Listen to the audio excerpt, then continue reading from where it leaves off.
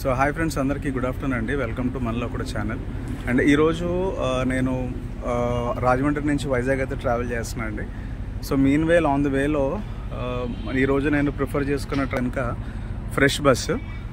So ఇక్కడ ఈ bus అనేది ఛార్జింగ్ జోన్లో పెట్టారు. అట్ ద సేమ్ టైం ఏంటంటే లంచ్ బ్రేక్ కూడా ఇచ్చారు. అండ్ అప్రాక్సిమేట్లీ టైం మనకి 3 o'clock అవుతుంది. సో ఒక half an hour lunch break అయితే ఇచ్చారు. ఈ లంచ్ బ్రేక్లో ఏంటంటే నేను ఇక్కడ చూసింది ఆన్ ద వేలో మనకి హ్యాబిటేట్ హోటల్ దగ్గర వీళ్ళైతే స్టాప్ ఇచ్చారు. ఇది రాజమండ్రి దగ్గరలో ఉంటుంది. అండ్ ఈ ఛార్జింగ్ స్టేషన్ చూసిన తర్వాత నాకైతే చాలా కొత్తగా అనిపించింది. మేబీ వేరే కంట్రీస్లో ఏంటంటే ఇవన్నీ ఈ బస్ కల్చర్ అనేది రీసెంట్గా స్టార్ట్ అవుతుంది కాబట్టి నేను మీతో షేర్ చేసుకోవడానికి వీడియో అయితే చేస్తున్నాను. సో ఈ బస్ స్టేషన్లో ఇక్కడ ఎవరైతే ఛార్జింగ్ అనేది చూస్తున్నారో మణికంఠ గారు అని చెప్పేసి ఆ షార్ట్ కూడా నేను అప్లోడ్ చేశాను. ఒకసారి మనం ఈ ఛానల్లో చూడొచ్చు. అండ్ సో నేను దానికి సంబంధించి వీడియో అయితే చేస్తాను అండి. సో ఇక్కడ మనకి ప్రజెంట్ 2 బస్సెస్ అయితే ఉన్నాయి. మనకి విజయవాడ టు విశాఖపట్నం ఒకటి, అండ్ నెక్స్ట్ అలాగే విశాఖపట్నం టు విజయవాడ వెళ్ళే బస్సు ఒకటి ఉంది. అండ్ ప్లేస్ కూడా మనకి చాలా అంటే చాలా పీస్ఫుల్గా ఉంది. ఇక్కడ నాట్ ఓన్లీ బస్సెస్ అండి, ఎవరైతే ఎలక్ట్రిక్ కార్స్ యూజ్ చేస్తున్నారో సో వాళ్ళకి కూడా మనకి ఇక్కడ ఛార్జింగ్ అనేది అవైలబుల్గా ఉంది. మీరు చూడొచ్చు, ఇప్పుడే లైక్ ఒక BMW కార్ అయితే వచ్చింది ఛార్జింగ్ గురించి. అక్కడ కనిపిస్తున్నాయి కదండి, అవి మీకు ఛార్జింగ్ స్టేషన్స్ అన్నమాట. ఒకసారి నేను మీకు వాటి దగ్గరికి కూడా నేను వెళ్ళి చూపిస్తాను. ఇది ఫ్రెష్ బస్లో నా ఫస్ట్ జర్నీ అండి. నాకు చాలా అంటే చాలా ఇంట్రెస్టింగ్ అనిపించింది. పేరుకి తగ్గట్టే బస్ కూడా మనకు చాలా ఫ్రెష్గా ఉంది. అట్ ద సేమ్ టైం ఏంటంటే ఈ 2-3 గంటల జర్నీకే వీళ్ళు స్నాక్స్ ప్లస్ వాటర్ బాటిల్ అయితే ప్రొవైడ్ చేస్తున్నారు. ఇది ఒకసారి మీకు నేను చూపిస్తాను. ఇక్కడ ఎవరైతే మణికంఠ గారు ఈయనే అండి.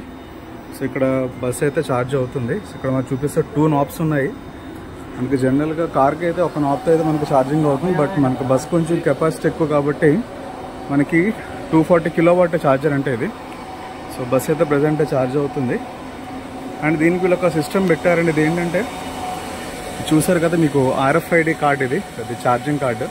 సో ఈ కార్డులో మెయిన్గా ముందు మనం చూడేది బస్ నెంబరు 077 బస్ నెంబర్ అన్నమాట. ముందుగా ఏంటంటే ఇది మనం రీఛార్జ్ చేయాలి. రీఛార్జ్ చేసుకున్నాక జస్ట్ ఈ ప్లేస్ కనిపిస్తుంది. ఇక్కడ మీరు లైక్ ఒక RFID ట్యాగ్ పెడితే కనుక మీకు ఆటోమేటిక్గా బ్యాలెన్స్ అనేది కట్ అయ్యి వెహికల్ ఛార్జ్ అయితే స్టార్ట్ అవుతుందన్నమాట. ఒకవేళ కార్డులో బ్యాలెన్స్ లేకపోతే ఛార్జింగ్ అయితే అవుతుంది, మళ్ళీ మనం రీఛార్జ్ చేసుకోవాలి. So hi. సో ఈ ఫ్రెష్ బస్సెస్ అనేవి ప్రజెంట్ వీళ్ళు బెంగళూరు, తిరుపతి అండ్ చెన్నై కూడా సర్వీసెస్ ఉన్నాయి. అండ్ బయట బస్తో కంపేర్ చేసుకుంటే మనకి కాస్ట్ కూడా చాలా తక్కువ ఉందండి. ఎందుకంటే నేను నిన్న మధ్యాహ్నం వైజాగ్ నుంచి రాజమండ్రి ట్రావెల్ చేస్తున్నప్పుడు APSRTCలో నాకు అప్రాక్సిమేట్లీ 480 రూపీస్ ఛార్జ్ చేశారు.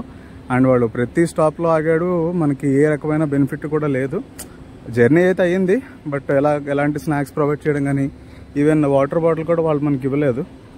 కానీ వీళ్ళు ఏంటంటే లైక్ ఒక 2 to 3 hours జర్నీలోకి మనకి వాటర్ బాటిల్ ఇచ్చారు, స్నాక్స్ ప్రొవైడ్ చేశారు. అండ్ ఇక్కడ లంచ్ బ్రేక్ కూడా మనకి ప్రొవైడ్ చేశారన్నమాట. సో ఇక్కడ మనకు ఒక కాఫీ కూడా ఉంది. మేబీ ఇది పెయిడో కాంప్లిమెంటరీయో నాకైతే తెలీదు. ఒక పర్సన్ అయితే కాఫీ తాగుతున్నారు, అడుగుదాం.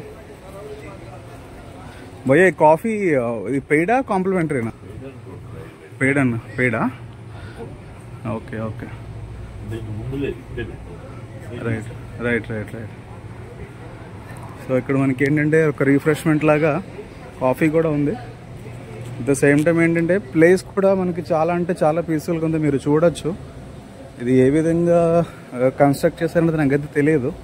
ఓన్లీ ఛార్జింగ్ కోసం అయితే ఇంతలాగా చేయాల్సిన అవసరం లేదు. బట్ ఏంటంటే అపార్ట్ ఫ్రమ్ దట్ ఒక రకమైన మంచి ఫీల్ ఇవ్వాలి వచ్చిన కస్టమర్స్కి, ఏ విధమైన బోర్ అనేది కలిగించకూడదన్న ఇదితోటి ఇది చేసినట్టున్నారు. సో చూడండి ఎంత గ్రీనరీ ఉందో. అక్కడ ట్రీస్ కింద కూడా ఎవరైతే బస్సు డ్రైవర్స్ ఉన్నారో వాళ్ళు ఇప్పటివరకు హ్యాపీగా లంచ్ అయితే చేశారు. అండ్ అక్కడ కనబడుతున్న మనకి వాష్రూమ్స్ అండి, వాష్రూమ్స్ కూడా ఉన్నాయి. ఇన్ కేస్ మనకి ఏదైనా నేచర్ కాల్స్ ఎమర్జెన్సీ అయితే కనుక మనం అక్కడ వాష్రూమ్స్ కూడా యూజ్ చేసుకోవచ్చు. చాలా అంటే చాలా పీస్ఫుల్గా ఉంది. అండ్ నేనైతే ఫిక్స్ అయ్యాను మెంటల్గా, నెక్స్ట్ టైం ఎప్పుడైనా నేను ట్రావెల్ చేస్తే కనుక డెఫినెట్లీ నేను ఫ్రెష్ బస్లో ట్రావెల్ చేస్తానని చెప్పేసి అనుకుంటున్నాను. ఛార్జ్ తక్కువ, ఎమ్యూనిటీస్ ఎక్కువ ఉన్నాయి, జర్నీ స్పీడ్గా అవుతుంది. At the same time eco friendly అండి. వాతావరణాన్ని మన కూడా డ్యామేజ్ చేయకుండా జర్నీ అయితే చేయొచ్చు. సో ఇప్పుడు ప్రజెంట్ గవర్నమెంట్ కూడా ఎలక్ట్రిక్ వెహికల్స్ అని కూడా బాగా సపోర్ట్ చేస్తున్నారు కాబట్టి సో మీరు కూడా నెక్స్ట్ టైం కుదిరితే ఫ్రెష్ బస్లో ట్రావెల్ చేయండి. ఇది ప్రమోషన్ కాదండి, నాకు ఫ్రెష్ బస్ ఎలాంటి అమౌంట్ ఇవ్వట్లేదు, నా మనసుకు నచ్చి నేను ఇండిపెండెంట్గా నేను చేసుకుంటున్న వీడియో అది.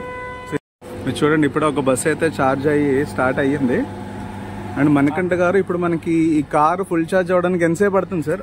అలా వచ్చాను అక్కడ నుంచి. ఇది కారు ఫుల్ ఛార్జ్ అవ్వడానికి 0 నుంచి 100% అవ్వడానికి మినిమం 1 అవర్ 1 అవర్ పడుతుంది. ఓకే, ఎన్ని యూనిట్స్ పవర్ కన్జంప్షన్ అవుతుంది? పవర్ కన్జంప్షన్ వచ్చి మినిమం ఏ కార్ కైనా సరే 40 యూనిట్స్ మ్యాండేటరీ. ఓకే, 40. ఇప్పుడు హై ఎండ్ కార్స్ వచ్చేసరికి కొంచెం 80 యూనిట్స్, 60 యూనిట్స్, 70 యూనిట్స్. మీరు ఎలా చార్జ్ చేస్తారు దీనికి? యూనిట్ వచ్చి 21 rupees plus GST 3 rupees, 24 rupees. అలాగే ఎన్ని యూనిట్స్ కన్సంప్షన్ అయితే అన్ని యూనిట్స్కి. అంటే పేమెంట్ అది ఛార్జ్ అయిన తర్వాత పేమెంట్ చేయాలా? ఛార్జింగ్ స్టార్ట్ అవ్వాలంటే ముందు పేమెంట్ అవ్వాలి. ఓకే, పేమెంట్ అయిన తర్వాత ఒకవేళ స్టాప్ అయిపోయింది కదా, మీరు ఆపేసుకున్నప్పుడు ఏమవుతుందంటే ఆటోమేటిక్ గా రిఫండ్ అయిపోద్ది amount. Okay, charge on application ఉంటుంది. ఛార్జ్ ఆన్ అప్లికేషన్ లో ఆటోమేటిక్ గా రీఫండ్ అయిపోద్ది అమౌంట్. స్టార్టింగ్ అయితే 40 యూనిట్స్ కి పేమెంట్ అయిపోతుంది. 40 యూనిట్స్ కాదు, అందులో 5 యూనిట్స్ ఉంటుంది, 10 యూనిట్స్, 15 యూనిట్స్, 20 యూనిట్స్. అలాగే టైం ఉంటుందండి, 30 minutes, 1 hour. So customer requirement బట్టి. ఇప్పుడు పేమెంట్ అయితే 100 రూపీస్ నుంచి 250, 500 అలా అని చెప్పి 300 చేసుకోవచ్చు, 150 కూడా చేసుకోవచ్చు. మీకు డైలీ ఎన్ని కార్స్ వస్తుంటాయి ఇక్కడికి? డైలీ వచ్చి కార్స్ వచ్చి 15 to 20 కార్స్ వస్తాయి. 50 to 20 కార్స్ వస్తుంటాయి. ఓకే ఓకే, ఇదంతా కూడా ఫ్రెష్ జోన్ వాళ్ళు మెయింటైన్ చేస్తారు. ఫ్రెష్ బస్ అనేది వాళ్ళు ఏంటంటే ఓన్లీ ఈ చార్జర్స్ ని బుక్ చేసుకున్నారండి. చార్జ్ జోన్ కంపెనీ మాది. ఓకే, చార్జ్ జోన్ కంపెనీ మాది, నా వాళ్ళు ప్రొవైడ్ చేశారు ఇదంతా. Okay, charge zone company payment అంతా కూడా చార్జ్ జోన్ వాళ్ళకి వెళ్తుంది. ఇక్కడ అవితో ఏంటంటే అంతా ఆన్లైన్. ఓకే, ఆఫ్లైన్ ఏముండదు. సో ఆ 2 పాయింట్స్ మాత్రం ఓన్లీ ఫ్రెష్ బస్ కి. అలర్ట్ అయిపోయింది. బయట ఏ కార్స్ వచ్చినా ఇక్కడే చేసుకోవాలి. ఇది కూడా 180 కిలోవాట్ ఛార్జర్ అండి. ఓకే, 180 కిలోవాట్ ఛార్జర్ అంటే చాలా ఫాస్ట్. ఓకే, అది 240 బస్సులకి, యాజ్ వెల్ యాజ్ 180. ఇక్కడ సింగిల్ టైమ్ లో 90 కిలోవాట్. అంటే ఇప్పుడు ప్రెసెంట్ ఇప్పుడు కార్ ఉంది కదా, ఇప్పుడు ఈ టైంలో వేరే కార్ వచ్చింది అనుకోండి, అప్పుడు ఏంటి పరిస్థితి?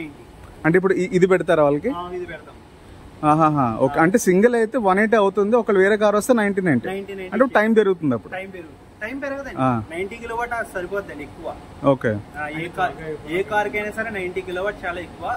వాడి ఇవ్వడం అయితే ఇంచుమించు 160 కిలోవాట్ సపోర్ట్ చేసేలా వస్తుంది కార్. ఓకే ఓకే, ఒక కార్ 240 కూడా సపోర్ట్ చేస్తుంది.